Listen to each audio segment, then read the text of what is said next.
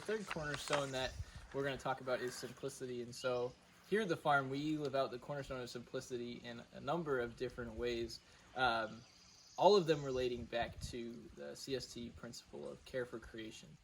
We have this beautiful gift of creation here, this little slice of heaven in the hollow, and we are called to be good stewards of that and to take care of it and to not abuse it. And so one of the things that we do here at the farm, a lot of conservation practices, is we conserve water. And we do that in a couple different ways. You know, in our bathrooms, we have this this saying, if it's yellow, let it mellow. If it's brown, flush it down.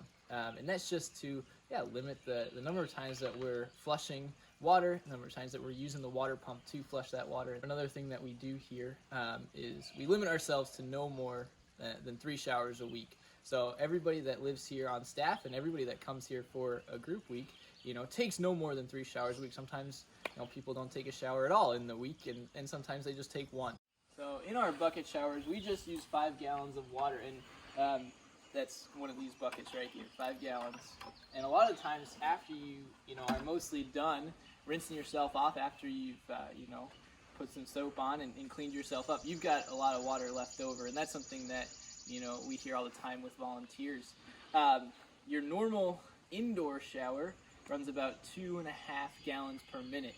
So if you were to take just a 10-minute shower in your bathroom at home, this is the number of 5-gallon buckets. This much water would be running through the pipes and being pumped and warmed often, if we take hot showers, so that we can bathe. And I think that just goes to show, just how little water we actually need, and how many of us actually take just 10-minute showers when we are, at home. Maybe we're listening to music and we get caught up in a song.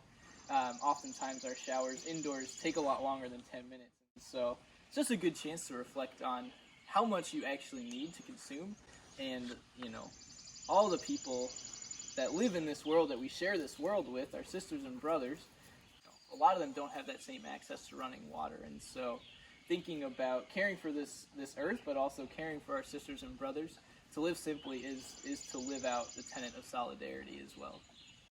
So another area of our lives here at the farm in which we try to live out the cornerstone of simplicity is through food. A lot of times we'll try to cook things that are in season, and not shell out extra money for foods that have to travel a long way to get to the farm, to our local stores.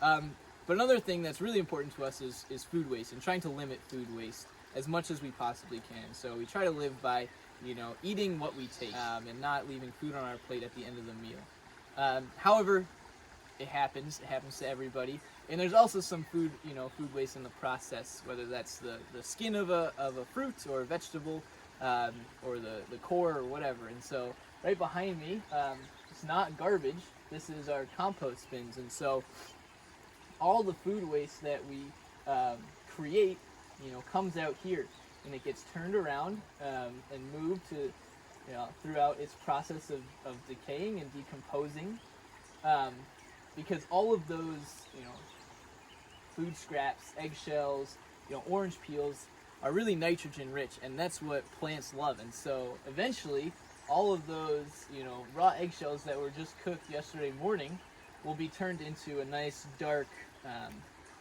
brown soil that we'll get to put back into the gardens and to grow new plants and new food with it. And so even in the food waste, there is the potential for new life and new growth. So here at the farm, we have the privilege of having a couple gardens set aside, so that we can work in and grow our own food. And we do try, as best as we can, to grow as much food to sustain all of us, and even when we have volunteers, to sustain them as well.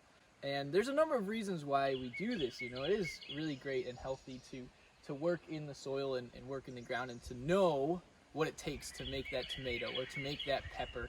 In our gardens, we do also try, our best to take care of the earth in our garden.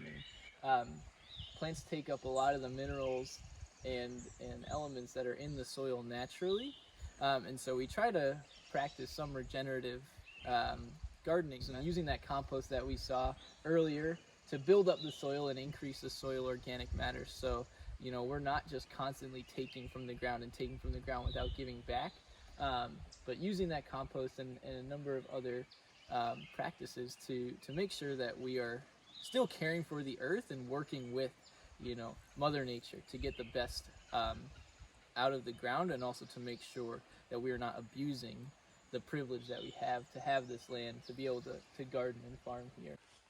So another way that we live out the cornerstone of simplicity here is by being really conscious of our energy usage.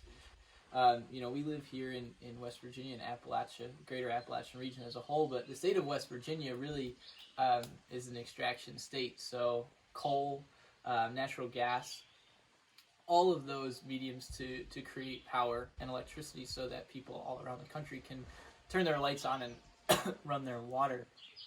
And so here at the farm, we try to be very intentional about how we use and how much energy that we use.